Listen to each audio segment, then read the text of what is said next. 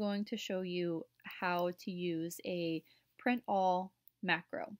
Okay, so this macro just allows you to click one button and your whole roster, each athlete's individual card will be printed. Right, this helps prevent you from having to click on each individual athlete, going to file, print, all that good stuff. Okay, so the first thing you want to do is make sure you have a macro enabled workbook or worksheet. To do that, go to File, Save As, and then under File Format, you're going to click the drop-down menu and go all the way down until you see Excel Macro Enabled Workbook. And you'll know that it's macro enabled because there's an M at the end of this. Click Save.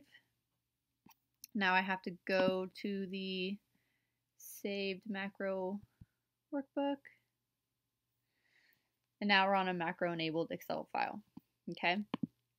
Then what you want to do is record or make a new macro. To do that, you're going to go to Tools, Macro, Record New Macro. Okay.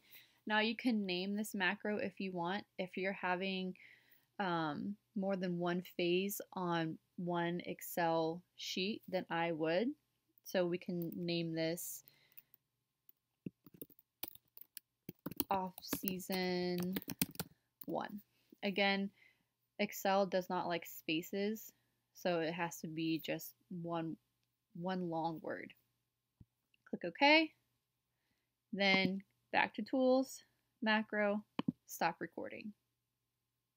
That's it for that. Okay. Then go to Tools, Macro, and Visual Basic Editor. Right, and this funky screen will pop up. Now, when you pop up an Excel Visual Basic Editor and you have more than one Excel sheet open, then it's gonna open up the macros for all of the Excel sheets. So you can't see, but in the corner over here, I have an off-season program that has a macro so that I can just copy and paste. Okay, so this is the whole code. Okay, I will post it in the comments of the YouTube video that this is on, or I'll get find some way to get this to you guys. Okay, but once you have one macro, you can just go to that Excel workbook and copy and paste it. Okay, so I'm going to go ahead and copy. I'll exit out. I'm going to close this one out too. Go to Tools, Visual Basic Editor, and so you see now it's blank. Okay. Off-season, edit, and so now this is what would pop up. All right, so we are going to paste. We called this Off-Season 1. Now, you will have to change a few things. So, range, where you see this and this, you will have to change that based on what cell your drop-down menu for your athlete's name, where it is, or if you've named it. Okay, so I'm going to save this. I'm going to go and find out. So, where my drop-down menu is, this cell is named Athlete 1. Now, if you never named your cell and it was like AF4, or something like that, you would put that in the Visual Basic Editor. Okay, so it is Athlete 1. So go to Macros, make sure we want to edit that one, and we see that Athlete 1 is in that quotes. Again, this is where you would change it if it was AF4 or whatever cell that your drop-down menu is. That's where you would put this. Okay, then save, and then you can exit out. Okay, so now what is going to happen is whenever you open it, you're going to get this pop-up. Okay, if you disable macros, that means that the macro will not work while you're on this sheet. So if you hit it once, it doesn't mean your macro is never going to work again, okay? You will always get this pop-up every time you open a macro-enabled worksheet, okay? So we're going to go ahead and enable it.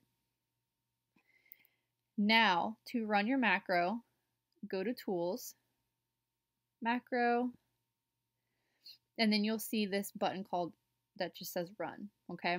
You want to make sure you have the correct macro selected. So if your second macro said off season 2, make sure that you have the right one selected. So we'll hit off season 1, and then you'll just hit Run. And it'll say processing page, blah, blah, blah, blah, blah. Okay, you can't see, but in the bottom here it says I have 4 waiting to print. That's what's going to happen. Okay, now a very, very, very important thing for you to remember is make sure you are only printing off one of each athlete. Okay, there was a time when I worked with football that I accidentally was printing off 10 of each athlete, and Coach Fight was talking to me in the office, and I was having an internal panic attack because the printer was just going for like 10 minutes straight. So to make sure that you are printing off only one of each, make sure when you go to File, Print, that this says number of copies 1. Okay, it is a safe step each time you go to run a macro. Don't go straight for Tools, Macro, and Run, okay? I would go File, Print, 1 copy, cool, cancel. And then go to Tools, Macro, Macro, Run, okay? Hopefully that wasn't too confusing. Again, once you have the code, you can always just copy and paste it into your Visual Basic editor.